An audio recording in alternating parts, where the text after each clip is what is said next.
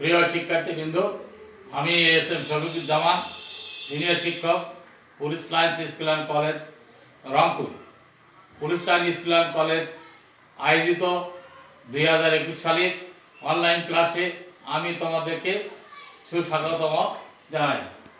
আজকে আমি তোমাদের উচ্চতর গণিত বিষয়ে ত্রিকোণমিতি অধ্যায় অনুশীলন 8.3 এর বিভিন্ন কোণের ত্রিকোণমিতিক অনুপাত সহ বিষয় নিয়ে আলোচনা করব। আশা করি তোমরা এগুলো মনোযোগ সহকারে শুনবে এবং খাতা কলম নিয়ে খাতায় লিখবে এবং ভালো করে লিপিবদ্ধ করবে এবং নিজেরা এর সংক্রান্ত যে সমস্ত গাণিতিক সমস্যা আছে সেগুলো তোমরা সমাধান করবে। আমিও তোমাদের কিছু কিছু সমস্যার সমাধান করে দেব। প্রথমে আমরা মনে করিয়ে দেই, আমরা সাধারণ গণিতের আমরা সূক্ষ্ম কোণের ত্রিকোণমিতিক অনুপাত কিভাবে নির্ণয় করা হয় সেগুলো আমরা শিখেছি। আমরা এগুলো সেখানে আলোচনা করব এবং সেগুলোর সাহায্যে এর চেয়ে বড় বড় কোণের ত্রিকোণমিতিক বিভিন্ন চতুর্ভাগে বিভিন্ন প্রসেসে কিভাবে সেগুলো নির্ণয় করতে হয় সেগুলো আমরা এই অধ্যায়ে আলোচনা করব। তোমরা সেগুলো ভালো করে লক্ষ্য করবে।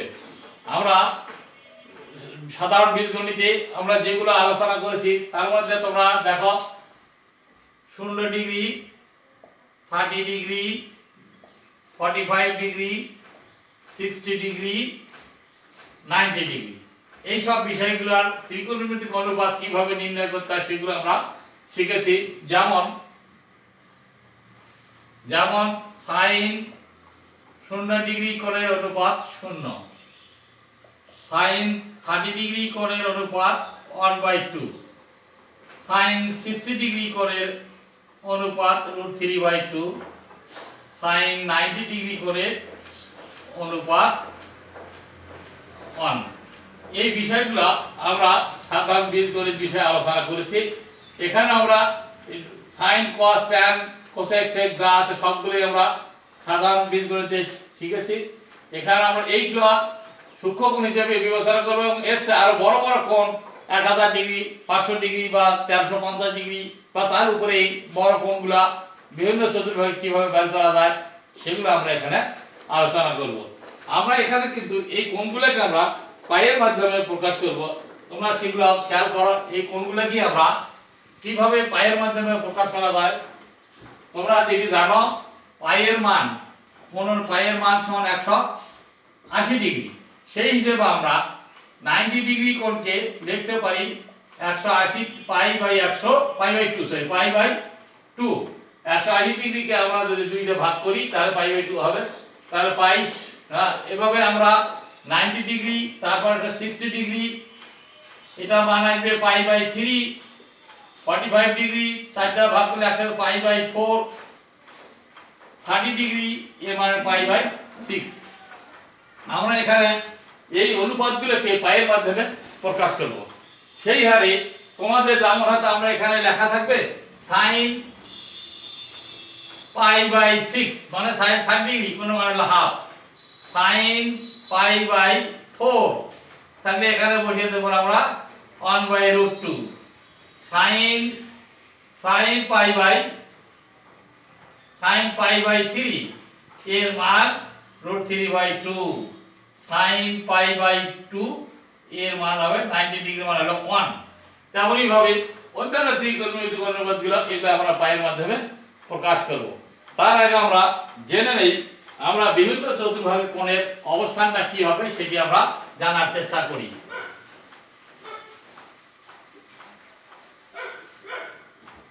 তোমরা জানো আমরা এই দুটি অক্ষরেখা অঙ্কন করি, x ও x dash, y y dash.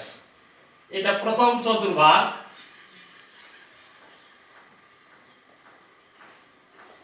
এটি দ্বিতীয় চতুর্ভাগ, এটি তৃতীয় চতুর্ভাগ, এটি চতুর্থ চতুর্ভাগ।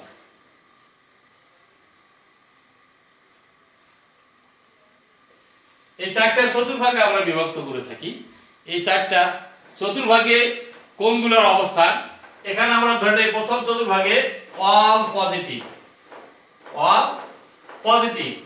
দ্বিতীয় চতুর্ভাগে সাইন কোসেকের ঘর ধরে সাইন কোসেক পজিটিভ। তৃতীয় চতুর্ভাগ আমরা ধরে থাকি ট্যান কটের ঘর, এটি ট্যান কট পজিটিভ। চতুর্থ চতুর্ভাগ কস সেক পজিটিভ। এখন কোন কারণে কোণের অবস্থান, সাইনের অবস্থান বা কসের অবস্থান, ট্যানের অবস্থান সবার অবস্থান প্রথম চতুর্ভাগে হলে পজিটিভ হবে, আবার সাইন বা কোসের অবস্থান দ্বিতীয় চতুর্ভাগে হলে সেটি পজিটিভ হবে, কিন্তু সেখানে ট্যান কট বা কস সেক হলে তারা নেগেটিভ হবে। তেমনি ভাবে তৃতীয় চতুর্ভাগ ট্যান কটের ঘর, এখানে ট্যান কটের মান আসলে পরে সেখানে পজিটিভ হবে, কিন্তু অন্যান্য কোণগুলো সাইন কোসেক কস সেক এরা নেগেটিভ হবে। চতুর্থ চতুর্ভাগে কস সেক এরা অবস্থান করলে পরে সেখানে পজিটিভ হবে, কিন্তু অন্য সাইন কোসেক ট্যান কট তাদের অবস্থান আসলে পরে তারা নেগেটিভ হবে। এইভাবে কোণের অবস্থান আমরা নির্ণয় করে থাকি। এছাড়া আরেকটি কোণ আমরা ধরে দেখি ঘড়ির কাঁটা এই দিকে যদি কোনো ঘোরানো হয় এটা প্লাস থিটা কোণ, আবার ঘড়ির কাঁটার উল্টো দিকে ঘুরলে প্লাস থিটা কোণ, আবার ঘড়ির কাঁটার দিকে যদি ঘোরে সেটাকে আমরা মাইনাস থিটা কোণ হিসেবে গণ্য করতে, এটা মাইনাস থিটা কোণ। তাহলে ধনাত্মক কোণ আর হলো ঋণাত্মক কোণ। এই ধনাত্মক কোণ এবং ঋণাত্মক কোণ, ধনাত্মক কোণের বেলায় কোনো সমস্যা নাই, কিন্তু ঋণাত্মক কোণ যেহেতু চতুর্থ চতুর্ভাগে পড়ে এজন্য ঋণাত্মক কোণের বা মাইনাস থিটা কোণের একটি ফর্মুলা আছে, তোমরা সেটি লিখে দাও।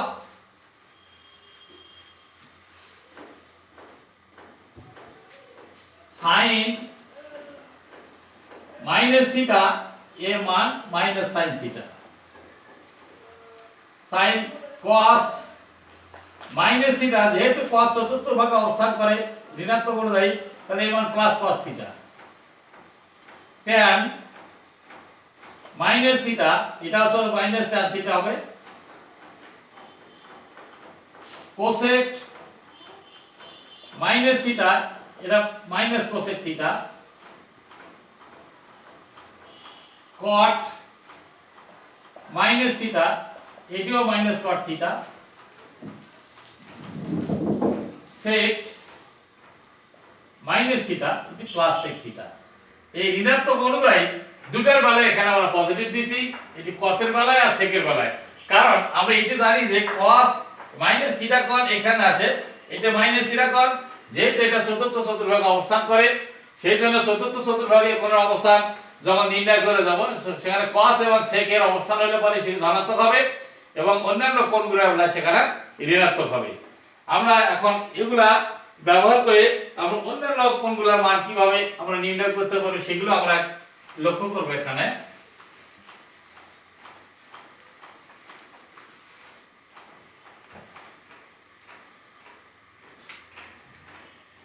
তোমরা শিখেছ তার সাইন 690 ডিগ্রি কোণ, এই কোণটার মান আমরা কিভাবে বের করব। এই কোণটার মান বের করার জন্য প্রথম আমাকে এই 690 ডিগ্রি কোণটাকে আমাকে দুটো অংশে বিভক্ত করতে হবে। সাইন প্রথম মান 90 ডিগ্রি গুণন 90 ডিগ্রি গুণন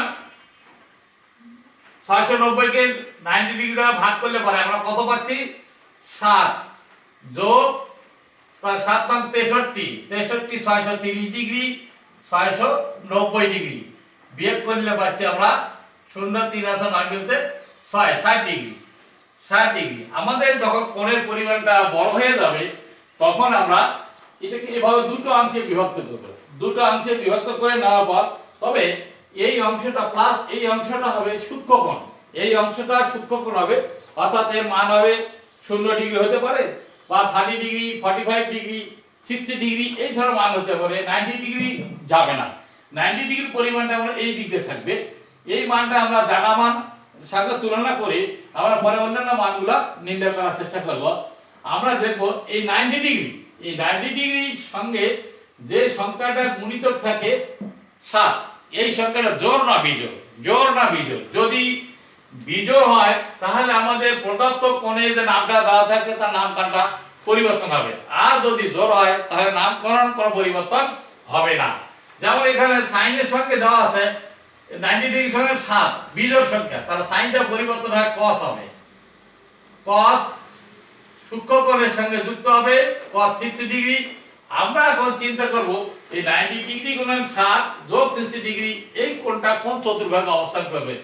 এজন্য আমাদের ডান পাশে ছোট করে একটি চতুর্ভাগ অঙ্কন করতে হবে, যেহেতু পজিটিভ কোণ। আমরা এখন এই ঘোরাবো ঘড়ি কাঁটার উল্টো দিকে।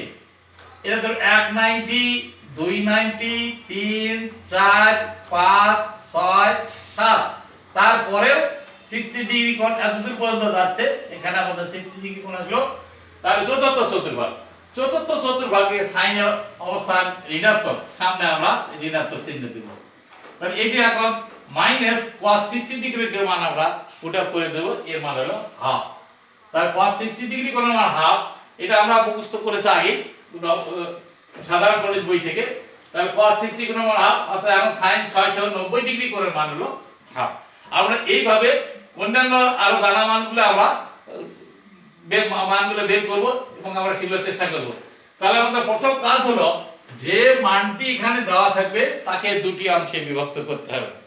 একটি হলো 90 ডিগ্রি গুণন পূর্ণ সংখ্যা, এবং আর অবশিষ্ট যে অংশটা থাকবে সেটা সূক্ষ্মকোণ হবে 30 ডিগ্রি, 45 ডিগ্রি বা 60 ডিগ্রি অথবা 0 ডিগ্রি হতে পারে। এমনিভাবে আমরা এইভাবে না লিখে আমরা এখন এটাকে আমরা পাইয়ের মাধ্যমে কিভাবে প্রকাশ করব সেটিকে আমরা চেষ্টা করব আর কি। আচ্ছা, তাহলে আমরা বুঝতে পারলাম যে এমন ধরনের হয় যে পাই গুণন n প্লাস মাইনাস থিটা, অথবা পাই বাই 2 গুণন n প্লাস মাইনাস থিটা। আমাদের যে মানটি দেওয়া থাকবে সেটাকে পাই বাই 2 গুণন n প্লাস মাইনাস থিটা এই দুটো অংশে বিভক্ত করে নেব। এই দুটো অংশে বিভক্ত করে নেওয়ার পর আমরা দেখব যে এই n এর মান এখানে পূর্ণ সংখ্যা হবে বা ধনাত্মক পূর্ণ সংখ্যা হবে। n এর মানের উপর নির্ভর করবে আমাদের কোণের নামকরণ কিভাবে পরিবর্তন হবে কি হবে না। অর্থাৎ একটা উদাহরণ দিয়ে বোঝাচ্ছি, এমন একটা আছে এখানে sin, আমরা দুটো অংশের ভাগ sin পাই বাই 2 n এর পাই বাই 2 গুণন n প্লাস মাইনাস থিটা, বা আমরা ধরলাম প্লাস থিটা ধরলাম পার। এখানে আমরা একটা প্লাস থিটা ধরে বোঝাচ্ছি। এখানে n এর মান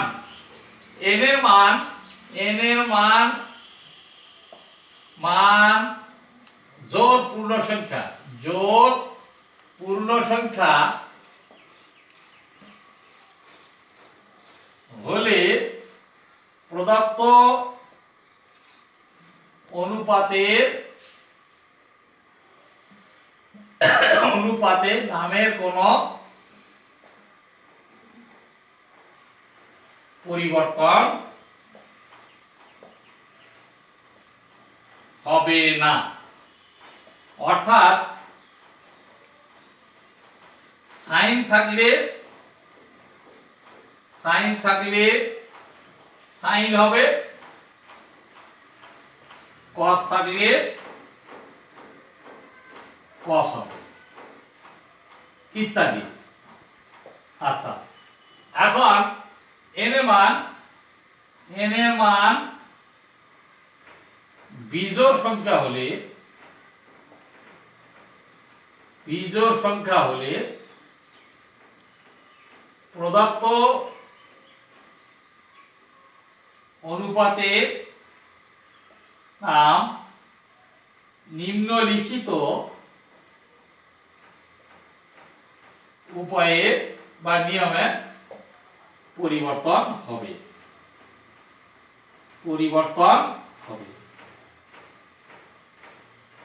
প্রদত্ত অনুপাত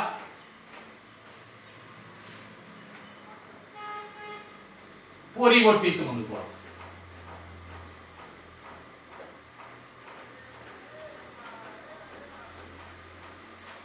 প্রদত্ত অনুপাত সাইন দেওয়া থাকলে পরিবর্তন হবে cos, ভাই ভার্সা হিসেবে cos দেওয়া থাকলে সাইন হবে। tan দেওয়া থাকলে পরিবর্তন হবে cot দেওয়া থাকলে tan হবে। আবার cosec দেওয়া থাকলে পরিবর্তন হয়ে sec হবে, আর sec দেওয়া থাকলে পরিবর্তন হয়ে cosec হবে। এইভাবে প্রদত্ত অনুপাতের নামগুলো পরিবর্তন হবে।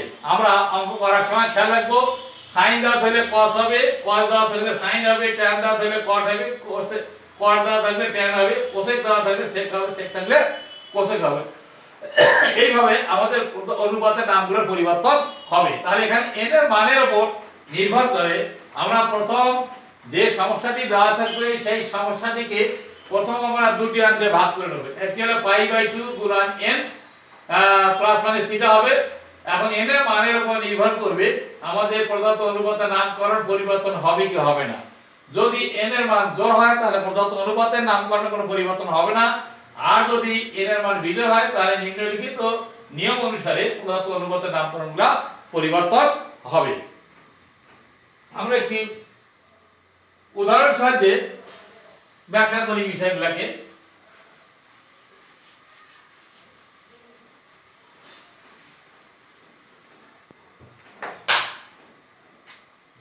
দেখো sin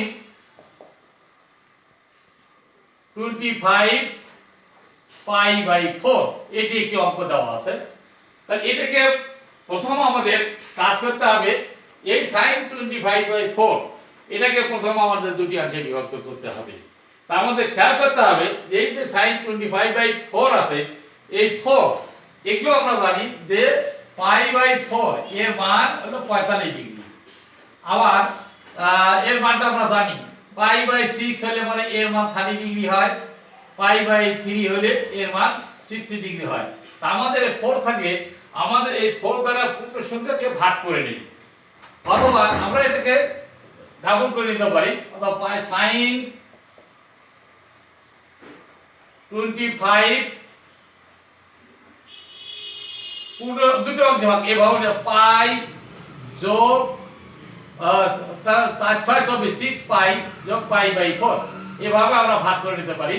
তাহলে এখানে 6 পাই প্লাস π/4 এটি আমরা লসাগু গুনিয়ে 4 6 24 পাই যোগ পাই ইকুয়াল টু 25 পাই হয়। তাহলে ভাগ 4, অর্থাৎ প্রথম এই দুটো অংশে আমরা ভাগ করে নিলাম 6 পাই প্লাস π/4। আমরা এই দুটো অংশে ভাগ করব। আর তোমাদের আরেকটি খেয়াল রাখতে হবে, যদি আমাদের এই সংখ্যায় পাই মান দেওয়া থাকে, এখানে পূর্ণাঙ্গ পাই দ্যাট মিন্স পাইয়ের সাথে পূর্ণ সংখ্যার গুণন থাকে, 6 7 8 9 যাই থাকবে কেন, 10 15 জোড় বা বিজোড় থাকবে কেন, তাহলে সেখানে এই অনুপাতের নামকরণের কোনো পরিবর্তন হবে না, অনুপাতের নামকরণের কোনো পরিবর্তন হবে না। তাহলে এখানে এই অনুপাতের নামকরণ কোনো পরিবর্তন হবে না। তাহলে আমরা এটিকে সাইনের সঙ্গে সাইন অনুপাত সাইন থাকবে, sin π/4 এখানে লিখি। এখন আমাদের চিন্তা করতে হবে অবস্থাটা কোন চতুর্ভাগে। তাহলে আমরা খেয়াল করি, চতুর্ভাগ অঙ্কন করে আমরা সেটা যাচাই বাছাই করে দেখি এটি কোন চতুর্ভাগে যায়। 6 পাই, অর্থাৎ আমাদের দুই ডাইনি মিলে 1 পাই, 1 2 3 4 5 6। তার প্রথম চতুর্ভাগে আসছে, এখানে আসছে π/4। তাহলে প্রথম চতুর্ভাগ অল পজিটিভ, অতএব এখানে sin π/4 এর পজিটিভ হবে। তাহলে sin π/4 অর্থাৎ 45 ডিগ্রি কোণের মান 1/√2, এইটা আমরা বসে দিলাম 1/√2। sin 45 ডিগ্রি কোণের মান হলো 1/√2, অর্থাৎ sin 25/4 এর মান 1/√2।